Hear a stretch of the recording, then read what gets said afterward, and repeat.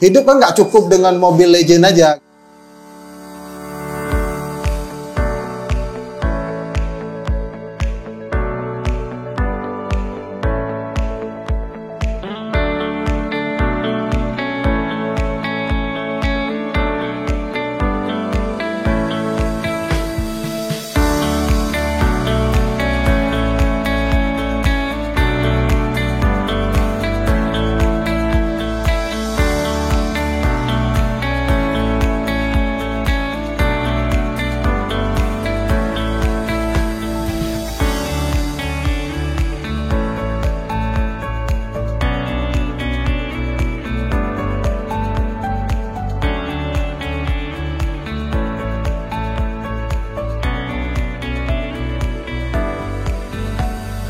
Assalamualaikum warahmatullahi wabarakatuh. Sahabat Signori yang penuh semangat, bertemu lagi di channel Armiadi Signori. Channel ini menghadirkan inspiring person untuk berbagi cerita, semoga saja akan memberikan kita inspirasi dan motivasi. Dan pada hari ini, inspiring person kita luar biasa sekali, masih muda, suka traveling, dan juga ganteng, yaitu Teguh Bawadi yang populer dengan Bawadi Kopi. Kopi yang sudah mulai diekspor ke beberapa negara ini memiliki kisah perjuangan yang luar biasa. Teguh Bawadi keluar dari bangku kuliah karena ingin membina usaha mandiri. Dan luar biasa sekali, 2 kali bangkrut. Tapi beliau tidak menyerah dan akhirnya beliau pada hari ini telah menjadi eksporter kopi. Ini adalah pencapaian yang luar biasa dan tentu banyak hal yang kita bisa pelajari dari pengalaman beliau. Beliau juga penggagas dan pendiri dari toko Asia Mart, di mana toko ini merupakan tempat berhimpunnya berbagai produk dari pelaku usaha mikro kecil menengah di Aceh untuk diperjualbelikan. Jadi bagi Anda warga Banda Aceh atau yang berasal dari luar Banda Aceh yang berkunjung ke Banda Aceh dan menginginkan produk-produk khas dari Aceh, toko ini adalah salah satu pilihan untuk Anda kunjungi karena di sini menyediakan berbagai produk mulai dari berbagai jenis makanan, minuman, kemudian juga aksesoris dan lain sebagainya. And you, my friend from around the world, if you come to Aceh, visiting Aceh, and you need to get something really special from Aceh to be your souvenir, please come to this place. You will find many different things here, and this is really nice to have souvenir from Aceh. Dan bagi sahabat Signori yang mendapatkan pengetahuan, inspirasi, dan motivasi dari channel ini, silakan menekan tombol subscribe sebagai bentuk dukungan terhadap misi channel ini. Dan sekarang langsung saja kita bertemu Teguh Bawadi dan melihat-lihat suasana dan barang-barang yang ada di toko Asia Mart.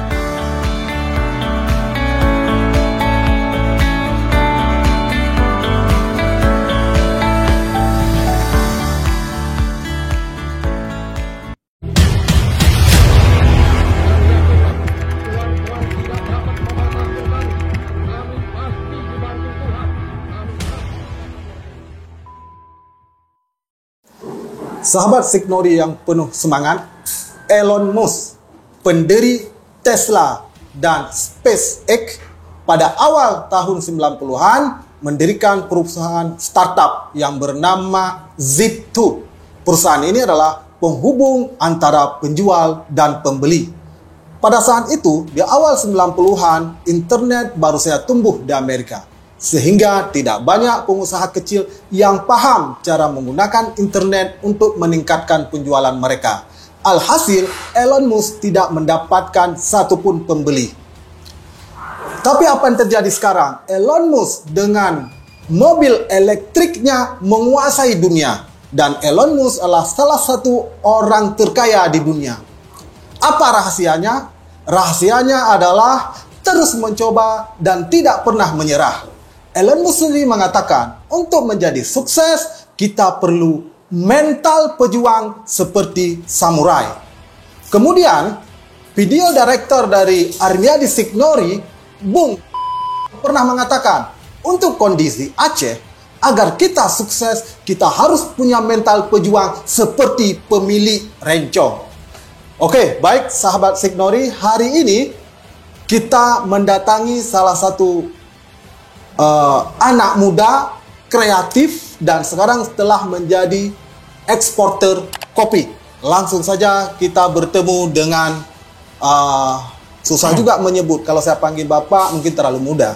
Saya panggil Om juga mungkin tidak lazim. Maka saya panggil saja nama beliau Bawadi. Nah, Bawadi ini seperti kami telah jelaskan sebelumnya, seorang eksporter kopi, kemudian juga menggagas warung Asiaman. Baik, Bawadi, satu pertanyaan pertama adalah bahwa Anda dulu kuliah di Universitas Teguh Umar, Melabuh. Iya, benar. Dan berhenti di semester 6 karena menurut Anda menjadi pegawai itu tidak menarik, termasuk menjadi pegawai negeri. Anda lebih tertantang untuk mandiri secara ekonomi. Tapi saya rasa ini keputusan yang luar biasa berani. Bisa Anda jelaskan alasan mengambil keputusan itu? Oke, baik. Assalamualaikum warahmatullahi wabarakatuh. Salam. Memang di awal-awal untuk mengambil keputusan seperti itu sangatlah sulit. Ya. Tapi karena saya melihat sikon ekonomi Aceh dan sikon apa yang terjadi di Aceh dari dulu sampai sekarang, sehingga saya mengambil jalan tengah dan saya istirahat kuliah di semester 6 karena saya melihat kawan-kawan terlalu banyak berharap tamat kuliah adalah menjadi PNS. Itu sangat bertolak belakang dari keinginan saya sendiri. Itulah kenapa saya keluar dari kuliah, karena saya mengutip satu kata, sebaik-baiknya orang adalah berguna untuk orang lain. Oke, apakah Anda terinspirasi dari Mark Zuckerberg, pendiri Facebook, berhenti kuliah Harvard, kemudian mendirikan usaha sendiri? Ya, lebih kurang seperti itu. Karena saya melihat sisilah pengusaha-pengusaha sukses di tingkat internasional, tidak ada banyak yang lulusan kuliah, malah mereka tidak menduduki bangku pendidikan yang lebih tinggi. Ya, oke. Kemudian pada saat Anda memutuskan itu, bagaimana dengan reaksi keluarga? Dari awalnya keluarga menyambut baik, karena memang sebelum kuliah saya biaya kuliah saya semua sendiri. Oke, sudah mandiri secara biaya kuliah. Mandiri. Saya pas mulai kuliah itu semua biaya perkuliahan, biaya ini semua saya tanggung sendiri. Jadi saya tidak merepotkan lagi orang tua saya.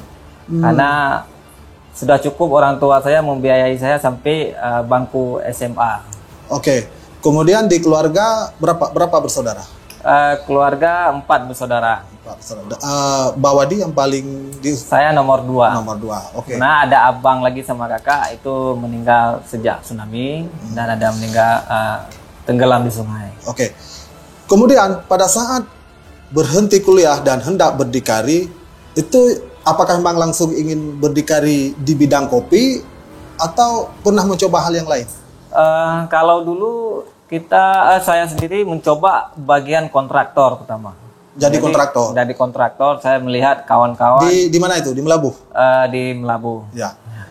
Jadi di Tenom ada juga saya buka ponsel, sehingga saya melihat waktu itu kan masih banyak pekerja-pekerja dari luar membuat rumah-rumah bantuan, sehingga saya melihat peluang.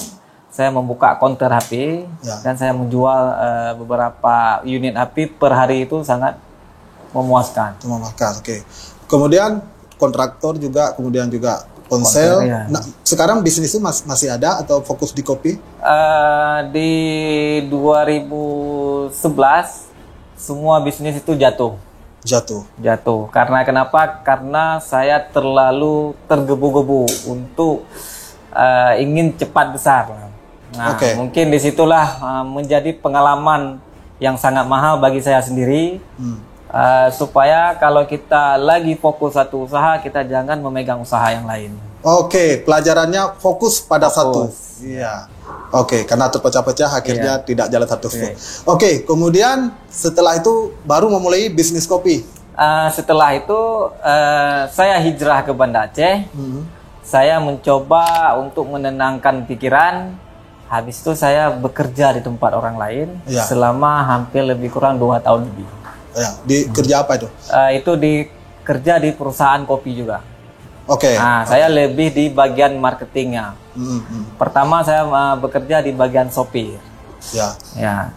Setelah setahun saya bekerja di bagian sopir, saya akhirnya jadi bagian marketing di bagian salesnya. Ya. Kemudian ide untuk berdikari kembali dengan jadi pengusaha kopi itu dari mana munculnya? Bagaimana itu? Saya melihat potensi kopi Aceh itu adalah sangat luar biasa. Yang pertama dan yang kedua, saya memang hobi saya itu traveling, jadi jalan-jalan. Jadi dari sinilah saya melihat prospek banyak kopi di Aceh, tapi selama ini kita cuma merangkap di pasar lokal saja. Kecuali yang green bean yang selama ini yang dari Takingon ekspor itu mereka ekspor ke Eropa dan Amerika. Nah, justru dari itu saya melihat peluang. Melihat peluang, saya bekerja selama 2 tahun itu di bagian lapangan. Akhirnya saya resign, saya keluar dan saya buka perusahaan sendiri karena ada beberapa hal pemikiran saya dengan pemilik itu agak bertolak belakang. Akhirnya karena emang saya sebenarnya di dalam mimpi pun saya tidak ada keinginan ingin buka kopi sendiri. Tapi setelah 2 tahun saya bekerja di tempat perusahaan itu, akhirnya saya keluar dengan rasa kecewa. Karena kenapa? Karena banyak keinginan saya bagaimana kopi Aceh ini bisa mendunia. Bukan bermasalah secara individu, bukan. Tapi lebih kepada impian ya. Karena impian capaian saya bagaimana kopi Aceh ini bisa saya bawa ke tingkat nasional maupun internasional. Dan kemudian Anda melakukannya. Artinya begini ya, memulai usaha untuk lokal Banda Aceh saja rumit, butuh modal, semangat dan sebagainya. Itu apalagi ini internasional nih, luar biasa sekali. Mungkin kalau kita ceritakan sama kawan akan tertawa apa ini kan. Nah, jadi pada saat memulai awal itu, mungkin modalnya berapa itu dan dari mana itu? Modal awal, saya masih ada beberapa aset dulu sebelum jatuh total. Saya menjual aset itu dengan modal pertama 30 juta. Nah, itu di akhir tahun 2014 saya membeli mesin juga.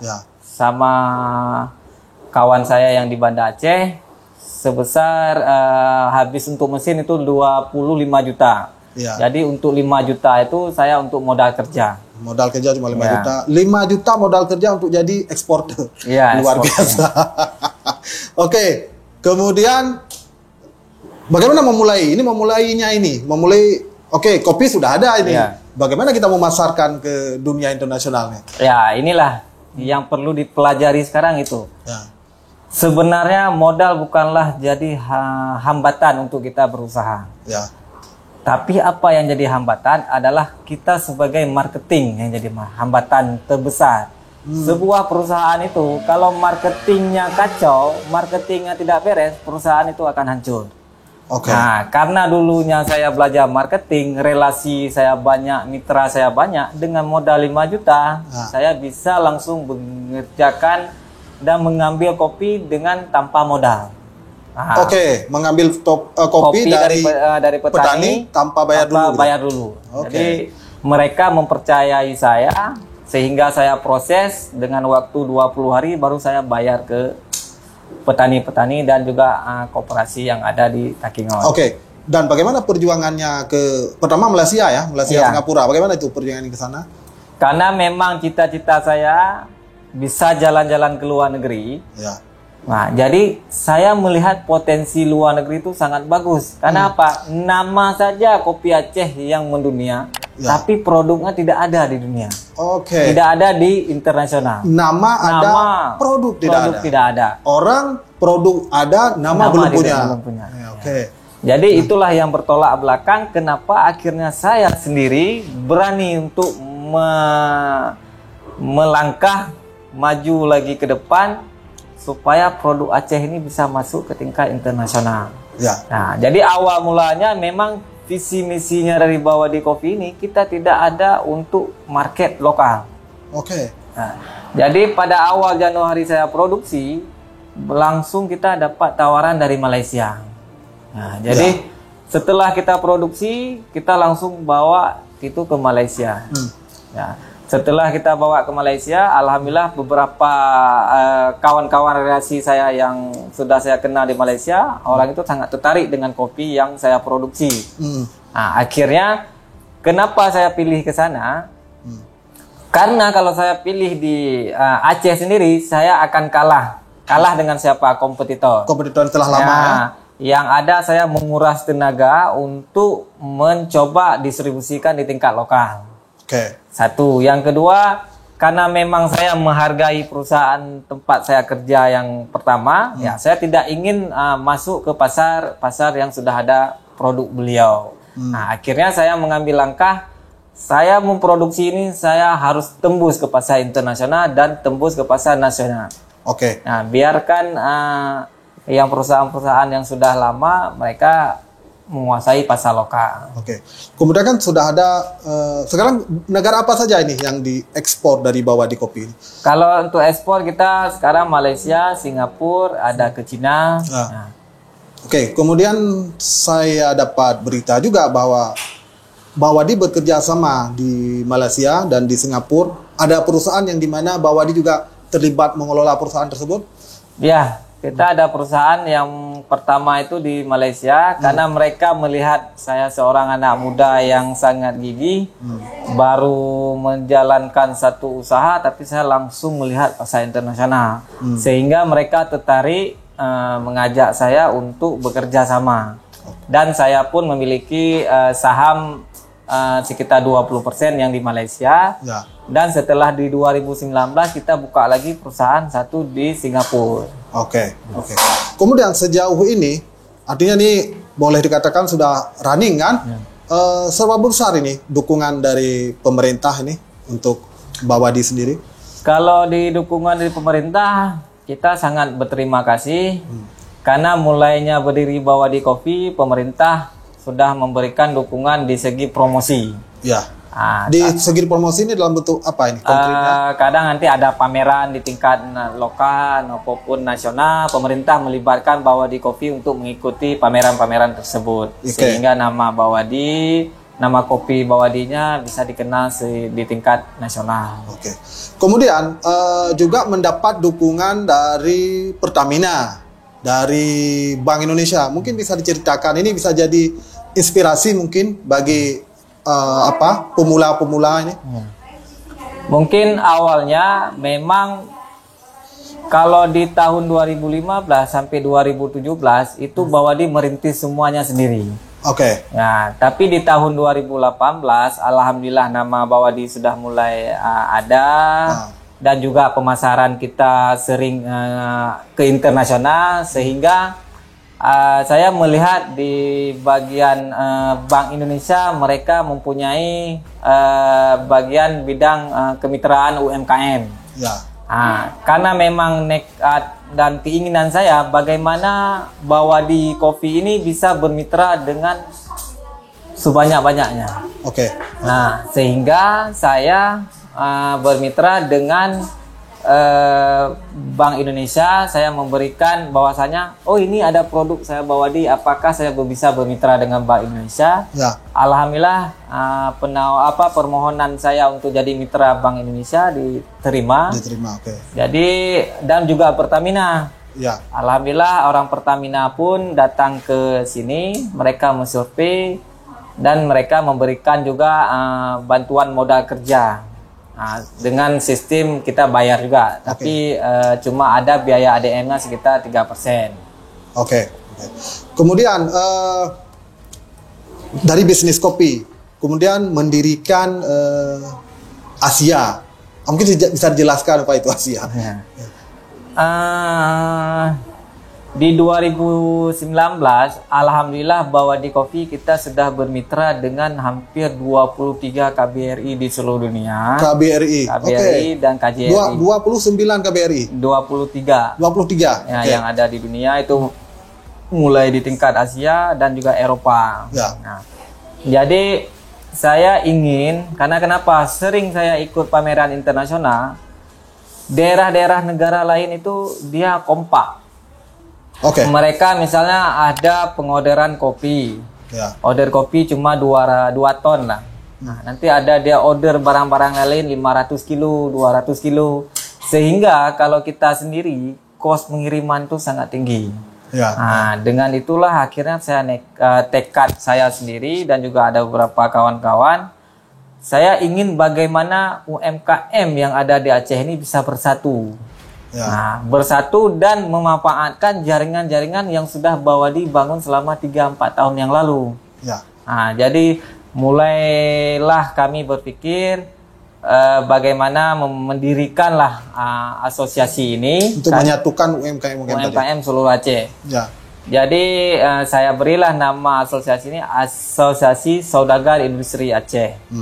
Kenapa kita beri nama tersebut dan singkatannya Asia? Ya. Karena adalah tujuan saya bagaimana produk Aceh ini bisa menguasai pasar Asia. Oke, luar biasa. Ya, luar biasa. Karena jujur pada saat kami melihat toko Asia ini, di pikiran saya tidak tahu kalau pertama kali saya tidak tahu kalau Asia itu adalah sebuah singkatan. Yeah. Yang saya pikirkan apakah ini memang karena di tempat kita sudah ada misalnya Indomaret, artinya Indonesia Mart gitu kan. Jadi kita mungkin mau Asia Mart, jadi yang lebih seperti itu filosofinya. Iya. Filosofinya memang inilah Asia Mart ini berdiri pertama kali adalah di Banda Aceh, Asia Mart Center. Jadi kita maunya untuk tahun berjalan tahun kalau bisa Asia Mart Center ini bisa berdiri di seluruh dunia. Oke, luar biasa. Nah, sekarang dengan Asia Mart artinya kan ini tempat showroomnya lah kan, tempat penjualan dari produk-produk UMKM di Aceh. Ada berapa ini pengusaha yang terlibat di toko ini? Untuk produk sekarang kita hampir lebih kurang 750 produk UMKM Aceh. Ya. Dan juga ini ada sekitar 300 sampai 400 pengusaha yang sudah tergabung dalam Asia ini. Ya. Mungkin kita berjalannya hari kita langsung makin menambah sehingga memang benar-benar seluruh UMKM yang ada di Aceh bisa produk UMKM seluruh UMKM yang ada di Aceh bisa hadir di Asia Mart Center ini. Kalau dari perkiraan sekarang itu sudah terwakili semua atau belum dari? Kalau kita lihat untuk saat ini sudah hampir terwakili semua. Karena dari Melabu, dari Tapak Tuan, dari Kuala Simpang ini sudah ada masuk semua. Oke. Kalau misalnya ini ada yang dari masyarakat yang mungkin belum terhimpun di Asia ini dan mereka ingin menitipkan produk mereka di Asia Mart, oke? Boleh, kita welcome, kita buka. Siapapun yang ingin menitip, kalaupun dia belum memiliki izin, belum memiliki legalitas, silahkan bawa ke Asia Mart. Karena Asia Mart Center ini dia tidak fokus hanya menjual, tapi dia juga fokus sebagai jembatan bagaimana UMKM bisa memiliki legalitas usaha, bisa memiliki pemasaran yang bagus, dan juga bisa memiliki packaging yang bagus. Sehingga produknya bisa bersaing di tingkat lokal, nasional, maupun internasional. Oke, baik. Nah, kita kembali ke bahwa sebagai seorang pengusaha, apa sebenarnya tantangan terbesar sekarang? Tantangannya bisa pada saat awal memulai, tapi kan tantangan juga terjadi pada saat sudah running dia. Nah, mungkin bisa diceritakan sebenarnya apa tantangannya itu. Sehingga ini menjadi pelajaran kepada rekan-rekan kita bahwa sebenarnya tidak rumit-rumit amat juga untuk jadi pengusaha gitu. Kalau bagi saya sendiri, tantangan itu sangat sulit. Maksudnya kita prediksi ya. Maksudnya seperti 2018 akhir. Karena kita namanya kita pengusaha, kadang sudah ada modal sedikit, akhirnya kita melihat potensi lain sehingga kita nafsunya tinggi. Tergiur untuk berbisnis yang lain. Nah, jadi itu jadi tantangan juga. Tantangan apa? Jangan mentang-mentang kita memiliki modal sedikit, habis itu kita melihat potensi orang lain bagus dia buka itu. Akhirnya kita ingin mencoba. Sama juga halnya seperti Bawadi Kopi. Di 2018 saya ingin mencoba membuka kafe dengan investasi hampir 400 juta. Jalan 2 bulan alhamdulillah bagus. Di bulan ketiga karena saya backgroundnya bukan di bagian kafe, Ya. akhirnya karena emang saya sering jalan. Ya. Nah, jadi saya sering di luar. Akhirnya di sini kolek, di sini hampir tutup.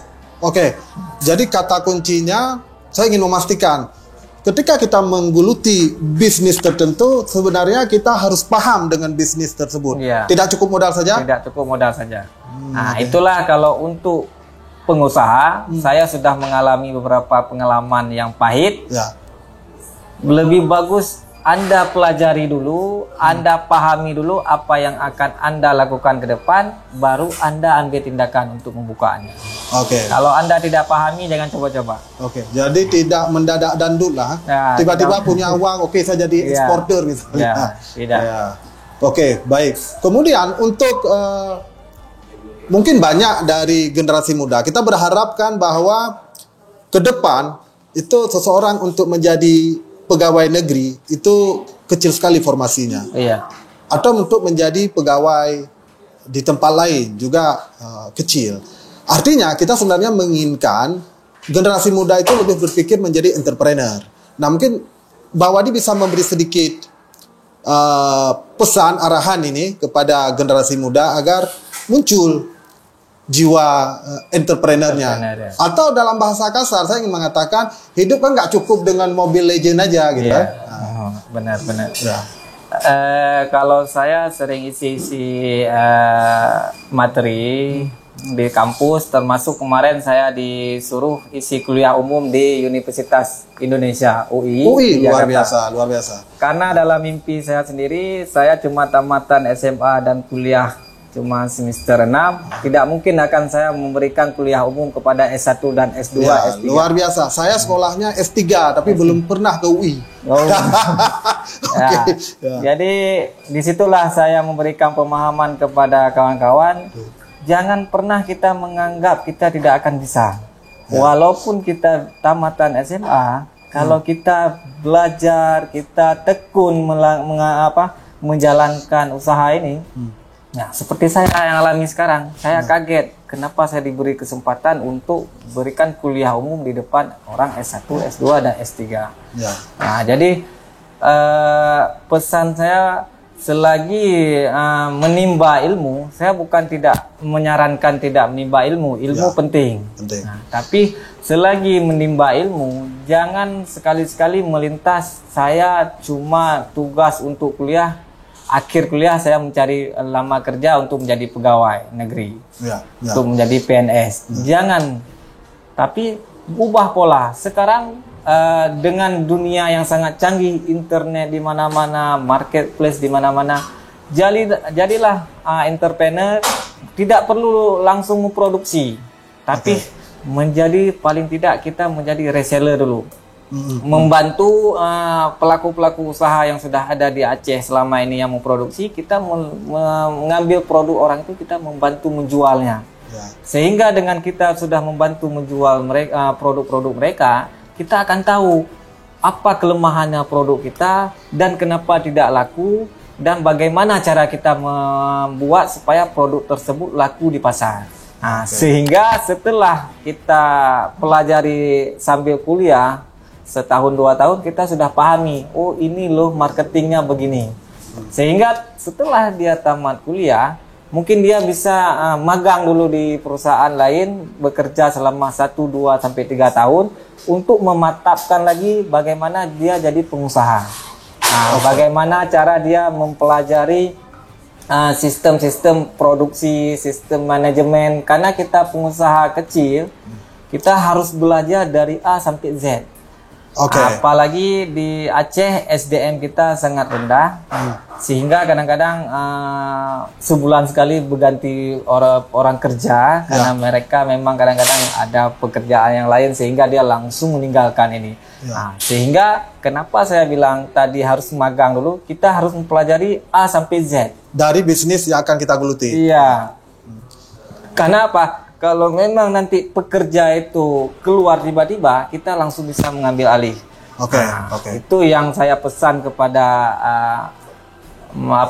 generasi muda. jangan terlalu juga gegabah. Ada modal 100 juta langsung ingin memproduksi karena melihat kawan itu dia sudah bagus bagian penjualan. Nah, padahal dia tidak tahu si kawan ini dia mempunyai relasi dan lain-lain. Nah, jadi jangan melihat di sisi depannya saja yang nampak yang baik, tapi lihatlah semua sisi. Nah, jadi untuk menjadi pengusaha kita harus belajar dulu dengan orang lain minimal 2-3 tahun sambil kita menggerakkan marketing kita sendiri. Oke, baik. Kemudian kita kembali ke toko Asiamat sebagai showroomnya berbagai produksi UMKM. Tapi mungkin sahabat Signori atau siapa saja di luar sana tidak tahu sebenarnya yang dijual di Asiamat itu apa saja. Atau apa yang membedakan Asiamat misalnya dengan supermarket lain di Banda Aceh? Mungkin bisa dijelaskan apa saja sebenarnya produk yang dijual di sini? Ya, bisa kami jelaskan. Asiamat ini adalah menjual produk-produk UMKM. Ya. Yang pertama, jadi mulai dari penjualan produk kuliner seperti kopi, teh, jahe, seperti ini ada beberapa produk. Ya, ada jahe, ada teh kelor. Nah, seperti ini kan produknya udah jadi produk sama dengan produk nasional. Berdiri dengan produk nasional, dia tidak akan kalah. Kenapa? Produknya packagingnya sudah bagus. Ininya, ini kemudian, kita juga ada jahe merah, ada kopi, ini ada juga minyak ini kelapa. PCO ya. Kelapa, dan ini ada juga bros nih. Handicraft itu banyak. Ya. Kita mulai dari produk kuliner, produk handicraft, produk kerajinan, semua ada di sini. Semua ada. Ya. Jadi baik kepada sahabat Signori mungkin ingin melihat sebenarnya seberapa kreatifkah sudah masyarakat Aceh bisa datang ke tempat ini untuk melihat. Ya. Kemudian Mbak Wadi, dengan segala permasalahan sekarang, termasuk COVID nih kan, adakah ada strategi tertentu yang digunakan oleh Bawadi untuk bertahan di tengah gempuran COVID, baik untuk sisi kopi Bawadinya maupun dalam pengelolaan toko Asiamat ini? Ya, baik. Kalau di segi Bawadi Kopi, kita selama COVID ini memang sangat terdampak. Ya. Jadi saya mulai dari dari bulan 4 sampai sekarang saya membuat promo-promo seperti pembelian minimal 5 piece kopi Bawadi saya akan memberikan free ongkir seluruh Indonesia. Oke. Jadi ngopi di rumah saja, kami yang antar. Nah, jadi saya membuat tagline seperti itu.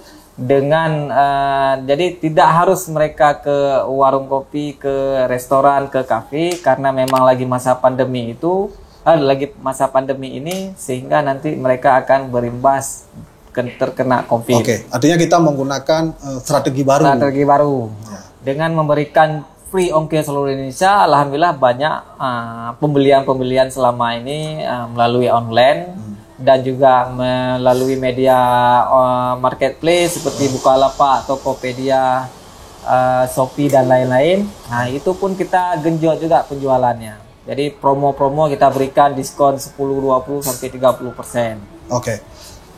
Kemudian ini yang terakhir mungkin. Apa harapan, pesan dan harapannya untuk pemerintah, untuk masyarakat, untuk pelaku UMKM?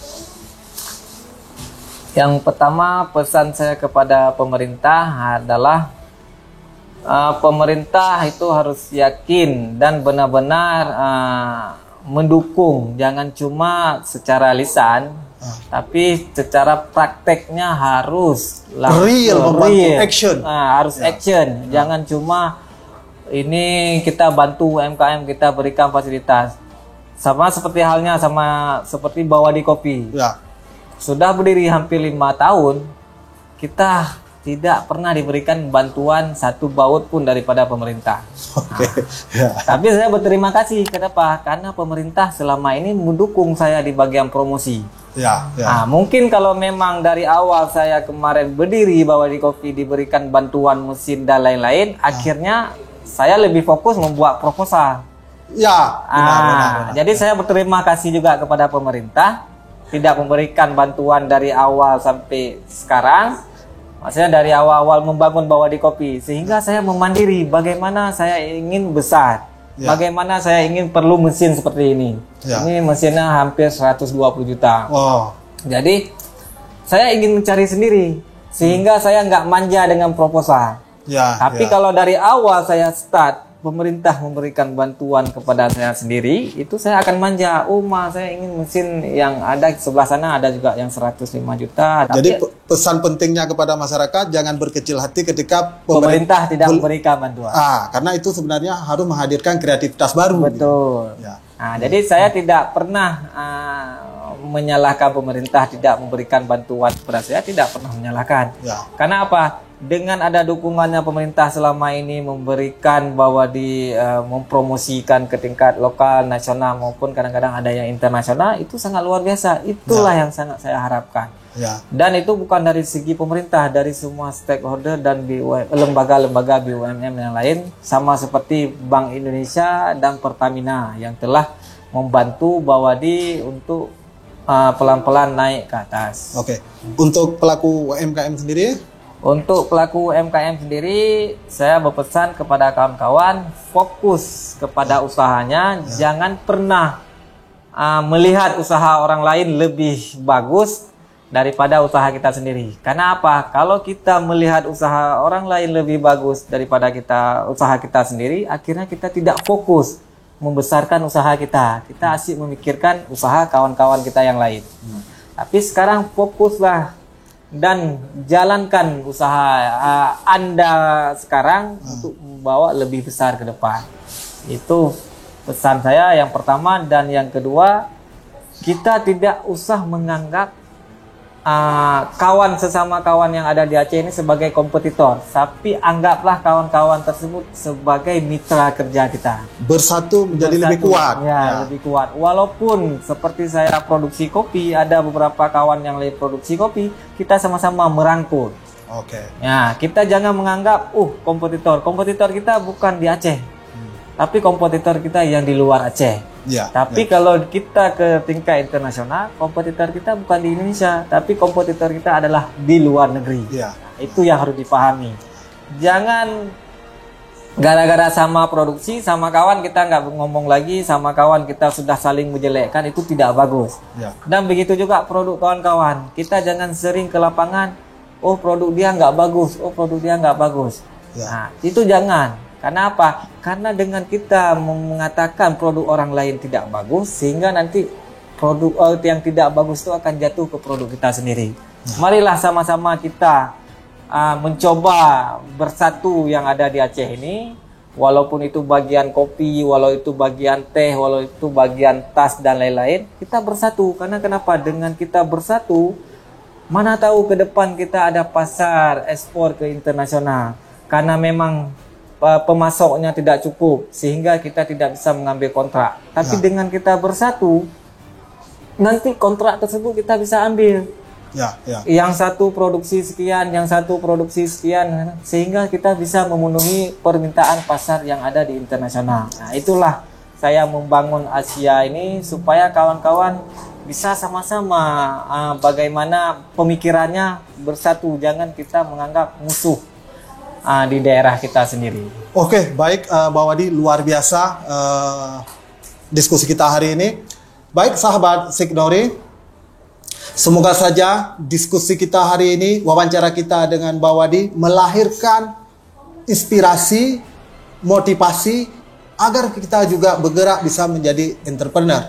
Kemudian yang perlu diingat bahwa tidak ada kesuksesan itu yang tiba-tiba. Dan tidak pernah ada orang yang memulai kemudian sukses.